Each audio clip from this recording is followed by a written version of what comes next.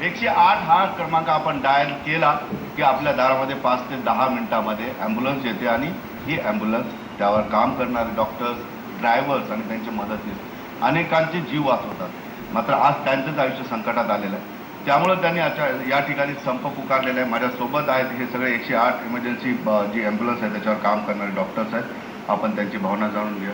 Doctor, मला एक सांगा, नेमकं काय कारण आहे तुम्ही हा संप पुकारला? सर, केंद्र आणि राज्याचा हा प्रोजेक्ट आहे। BVG ही प्रायव्हेट कंपनी ह्या प्रोजेक्टला हाताळते।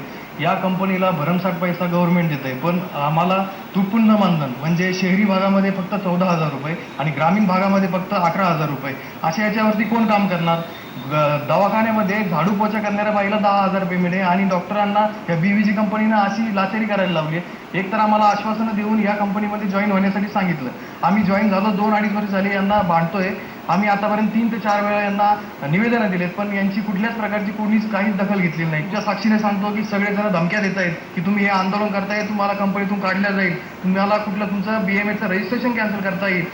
हा कुठला न्याय सर? हा कुठला न्याय? आणि दुसरी गोष्ट म्हणजे सर, आम्ही रुग्णांचा जीव वाचवतो, रुग्णाला जागेवरून आम्ही दवाखान्यापर्यंत पोहोचवून मदत करतो। जर जाता आणि येता वेळी जर आमच्याच गाडीचा ॲक्सिडेंट झाला आणि मी मेलो तर उद्या काय?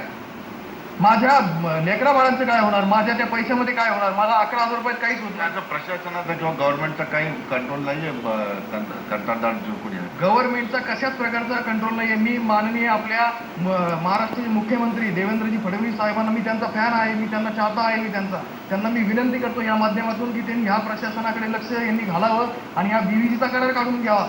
तो सरळ सरळ तुम्ही शासनाकडे घ्या आणि तुमच्या हातात घ्या। ह्या BVG कंपनीला मोठं करू नका, आमच्यासारख्या गरीब माणसाला मोठं करा। तुम्ही अचानक संप पुकारलेला आहे की या आधी वेळोवेळी प्रशासनाला कल्पना दिली होती आपल्या मागण्या? अशा मागण्यांची आम्ही आतापर्यंत 3 वेळेस निवेदन दिलेलं आहे। CS ला असो, DHO ला असो, कलेक्टरला असो, सगळ्यांना मी अशा प्रकारचं निवेदन दिलेलं आहे, परंतु त्यांनी आम्ही या गोष्टीमध्ये काहीच करू शकत नाही अशा त्यांच्या प्रतिक्रिया आलेल्या आहेत। संप किती दिवस चालेल? 1 दिवसापुरता आहे का पुढे आणखी ओढू शकतो? जोपर्यंत यांनी आमच्या मागण्या मान्य करत नाही तोपर्यंत हा संप असाच चालू राहील। यांनी आम्हाला सगळ्या प्रकारच्या गोष्टी या लेखी स्वरूपात द्यायला पाहिजे, त्याशिवाय आम्ही यांचा काहीही ऐकणार नाही।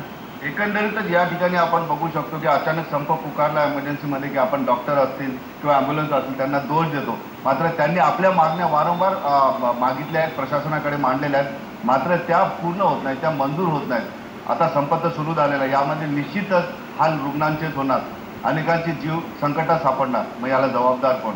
प्रशासनाने काय यांच्या मागण्या मान्य नाही केल्या हा एक सवाल आहे। सुधीर जाधव सह सिद्धार्थ गोदाम, IPN लोकमत, औरंगाबाद। आपण बघितलं की